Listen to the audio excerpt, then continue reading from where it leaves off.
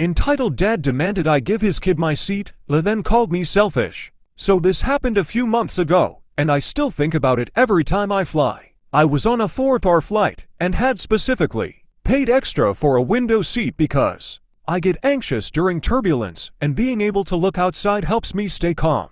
I board early, put my headphones on, and settle in. Enter entitled dad Ed and his kid, maybe 7 or 8 years old. Ed stops next to my row and immediately says, "Hey, my son wants the window seat." Not asks.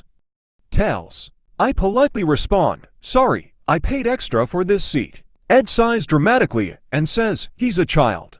It's just a seat." I repeat that I chose and paid for it, and suggest he ask the flight attendant if there are other options. That's when his tone changes. He starts talking loudly so other passengers can hear, saying things like, "Well, unbelievable. Some people are really selfish. Kids should come first." His kid is staring at me like I personally ruined his life. A flight attendant comes over and asks what's going on. Ed immediately launches into a story about how I refuse to be kind, and how his son deserved the seat more than me. The attendant calmly asks if he booked that seat.